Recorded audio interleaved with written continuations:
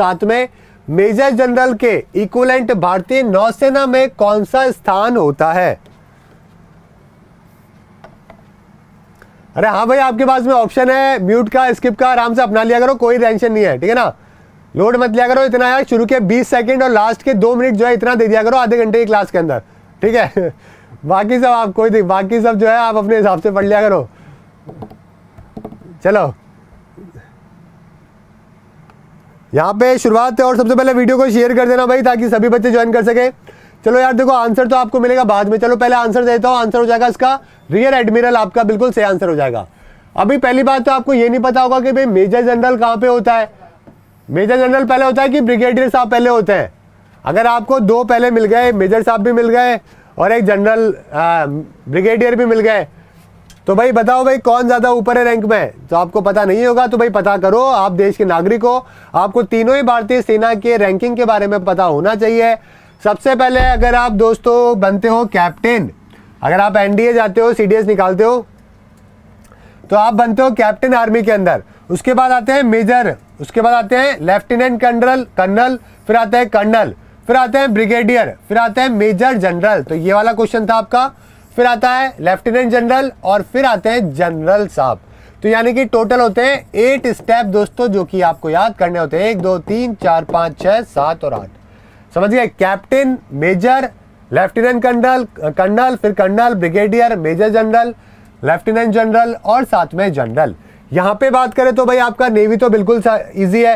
Lieutenant बन गए, lieutenant commander, फिर बनते हैं यहाँ पे कैप्टन, समझ गए? फिर यहाँ पे ठीक है कॉमरेडर, फिर रेयर एडमिरल। ये देखो, ये वाला था सवाल आपका जो कि आपको आंसर देना था। और इसी तरीके से एयरफोर्स में देख लेना, कोस्ट गार्ड की रैंक आप याद नहीं भी करोगे तो भी चलेगा, लेकिन आर्मी, नेवी और एयरफोर्स आपको पता होने चाहिए, समझ गए? वैसे एयरफोर्स में होता है फ्लाइट लेफ्टिनेंट, फिर स्क्वाड्रन लीडर, फिर विंग कमांडर, फिर ग्रुप कैप्टन होता है ना। फिर इसी तरीके से एयर कमांडर, फिर एयर वाइस मार्शल हो गया, फिर एयर मार्शल, फिर एयर चीफ मार्शल होता है। ओके, यहां पे अखिल खान बोल रहे हैं कि मेरे 4 ब्रदर है जो कि इंडियन आर्मी के अंदर है। ओके, तो ये सब आपको पता होना चाहिए यार, आपके लिए, देश के लिए कम से कम, ठीक है? कम से कम रैंकिंग तो पता होनी चाहिए ना भाई। बनो नहीं बनो तो बात की बात है, बन भी जाओगे, लेकिन रैंकिंग तो पता होनी चाहिए। यहाँ पे रोहित सिंह के फादर भी आर्मी के अंदर है, पीडीएफ में डाल दिया है सुनील कुमार, रिवाइज कर लेना, ठीक है? चलो आंसर आगे देखते हैं। अगला सवाल, निम्नलिखित समितियों आयोगों में से कौन सा एक केंद्र राज्य संबंध से संबंधित नहीं है?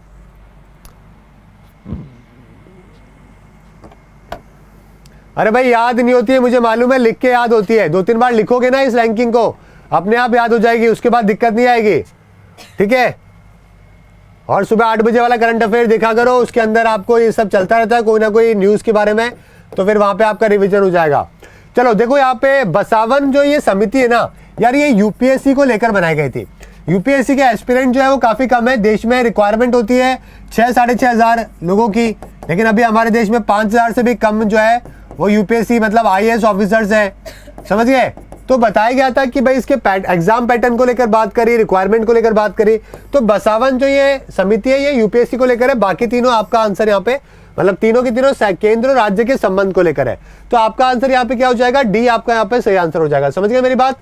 ठीक है, तो ये ध्यान रखिएगा, ये किसको लेकर है? यूपीएससी को लेकर बनाई गई थी, 2017 की बात है, ज्यादा पुरानी नहीं है। चलो, मेट्टूर परियोजना किस नदी के ऊपर स्थित है? जल्दी से बताओ भाई।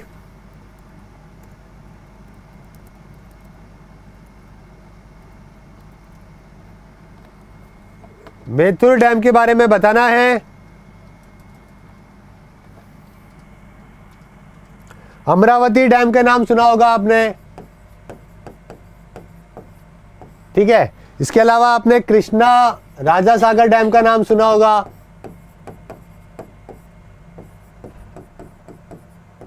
सुना है ना? ठीक है, इसके अलावा आपने कलानी नाम से सुना होगा, और साथ में चौथा जो फेमस डैम है वो है आपका मेथुर डैम, जो कि कावेरी नदी के ऊपर है।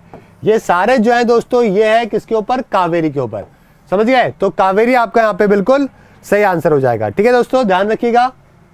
One of the largest dam है भारत का और तमिलनाडु में सबसे बड़ा। ओके, पृथ्वी द्वारा प्राप्त ऊर्जा अपने पास रोकी गई ऊर्जा क्या कहलाती है? ओके, जल्दी से बताओ भाई। ऐसे आती है ना, बहुत सारी आती है लेकिन वो टकरा के चली जाती है ना, हमारी अर्थ के बाहर से पूरी आ नहीं पाती है, तो उसको क्या कहते हैं भाई? जल्दी से आंसर करो।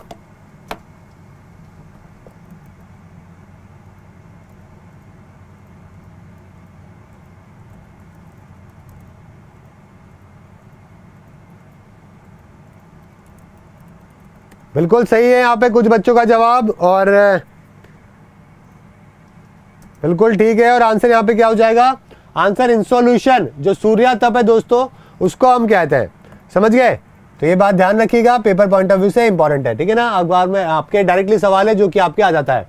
इंसोल्यूशन क्या है? एक सोलर रेडिएशन होती है दोस्तों जो कि अर्थ की सरफेस पे पहुंचती है ना, और जो है जो सोलर एनर्जी हम रिसीव करते हैं उसको हम इंसोल्यूशन है जो कि कहते हैं। इंसोलेशन हम उसको कहते हैं, सूर्य तप हम उसको कहते हैं। ध्यान रखिएगा। ओके, चलो, फिनलैंड की मुद्रा क्या है? जल्दी से बताओ भाई, फिनलैंड की आंसर बताओ।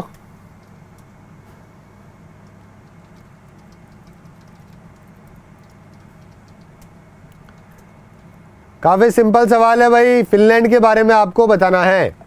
नॉर्वे की क्या है? क्रॉन है नॉर्वे की। वैसे स्वीडन की क्या है? क्रोना है। और डेनमार्क की क्या है भाई?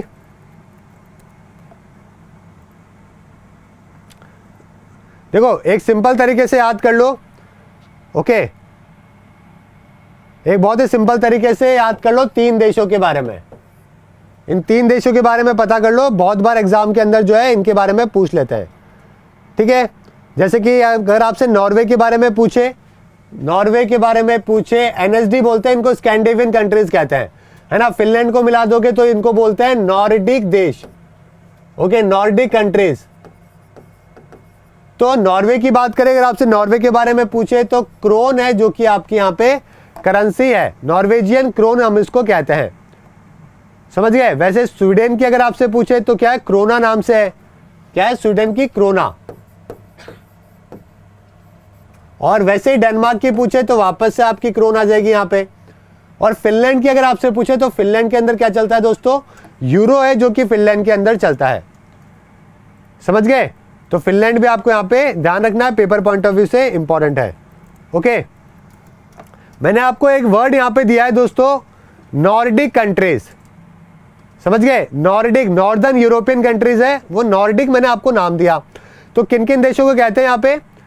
देखो, ये 3 देश तो ये वाले हो गए, एक हो गया ये वाला, चौथा वाला फिनलैंड, एक इसके अंदर आइसलैंड जो है ना, इसको भी ऐड कर लो। तो ये 5 देश जो दोस्तों क्या बोलते हैं हम इनको? नॉर्डिक कंट्रीज है जो कि हम कहते हैं। समझ गए? इसके अंदर ग्रीनलैंड वाला एरिया भी इंक्लूड है, डेनमार्क का ही तो पार्ट है ग्रीनलैंड। ठीक है, डेनमार्क का जो है ग्रीनलैंड हो गया, एक फॉरे नाम से एक आइलैंड है वो इंक्लूड हो गया। ओके, ठीक है, एक एलेंड आइलैंड करके। तो आपको इतना डीप में नहीं जाना, आपको इन 4-5 देशों के नाम याद करने, कि अगर आपसे स्कैंडिनेवियन कंट्रीज कभी पूछे कि भाई स्कैंडिनेवियन कंट्रीज कौन से होते हैं, तो एनएसडी, नॉर्वे, स्वीडन, डेनमार्क। और अगर आपसे कल से ये पूछे कि भाई बताओ भाई नॉर्डिक कंट्रीज कौन से होते हैं, ये दुनिया में बेस्ट कंट्रीज बताए जाते हैं।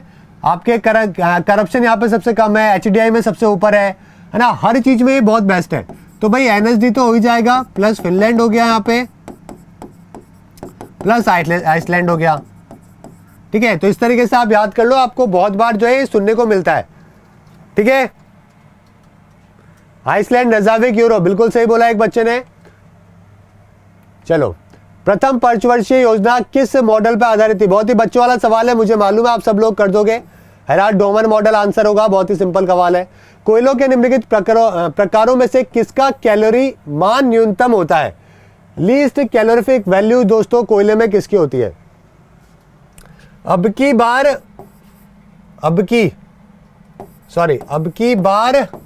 लेके पीना, मैं थोड़ा सा और इजी कर देता हूं आपके लिए। अब की बार लेके पीना, ठीक है। तो क्लोरोफिक वैल्यू अगर मैं बात करूं तो इस ऑर्डर के अंदर होती है, समझ गए। क्लोरोफिक वैल्यू जो है ना वो इसके ऑर्डर की तरह होती है। क्या हो गया भाई, ऑर्डर क्या हो जाएगा, यानी कि एंथ्रेसाइड, ब्यूटेमिनस, लिग्नाइट और साथ में पीट। ओके, एंथ्रेसाइड हो गया, ब्यूटेमिनस हो गया। काफी सारे बच्चों का यहाँ पे आंसर देख लेता हूं पहले मैं। बिल्कुल सही आंसर आ रहा है दोस्तों, है ना। अब की बार रेलवे पार तो नहीं हो सकता क्योंकि एल आ रहा है यहाँ पे, वरना रेलवे पार कर लेते। तो सबसे लो जो है वो इसकी है और सबसे हाई जो है वो इसकी है, समझ गए। अब की बार लेके पीना, मांगना मत। तो आंसर यहाँ पे क्या हो जाएगा, पीट आपका यहाँ पे बिल्कुल सही आंसर हो जाएगा, ठीक है। नेक्स्ट है दोस्तों, ये देख सकते हो आप, पीट 40 से 45% जो है वो कार्बन होता है। झांसी में 1857 के स्वतंत्रता संग्राम के ब्रिटिश दमनकर्ता कौन थे, बताओ भाई। झांसी की रानी की जो जिनसे लड़ाई करी थी दोस्तों, फ्रीडम स्ट्रगल झांसी के अंदर, कौन था, ह्यूग रोज था दोस्तों, ध्यान रखिएगा। डी आपका सही आंसर हो जाएगा, ओके। एनीथिंग इज पॉसिबल पुस्तक किसने लिखी, बताओ भाई। एनीथिंग इज पॉसिबल जो ये किताब है, ये किताब जो है वो किसने लिखी है,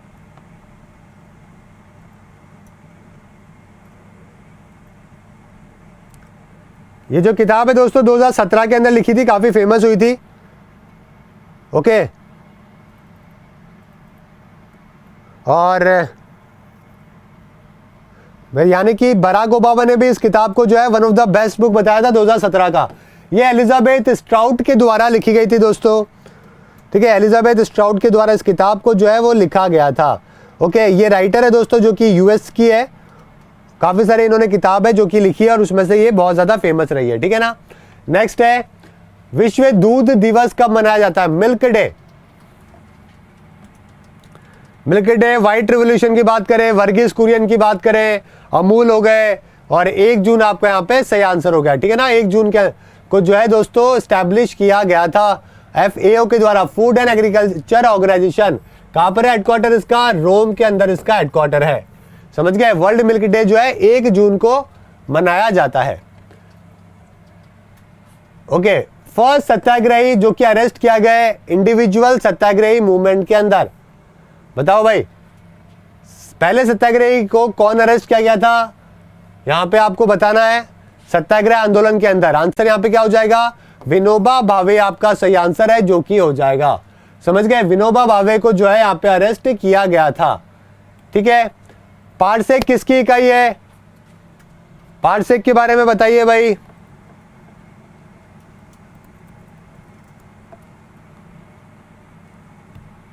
अगर आपको एस्ट्रोनॉमिकल डिस्टेंसेस अगर आपको मेजर करने होते हैं, ठीक है, ओके, तो आपका आंसर क्या हो जाएगा, कैसे मेजर करते हो, पारसेक से तो करते हो। और ये क्या होता है, लंबाई की इकाई है, लेंथ होता है। 1 पारसेक दोस्तों 3.26 लाइट ईयर के बराबर होता है, समझ गए मेरी बात, ठीक है। 1 पारसेक जो है 1 लाइट, इतने लाइट ईयर के होता है बराबर, ओके। तो ये भी आपको पता होनी चाहिए।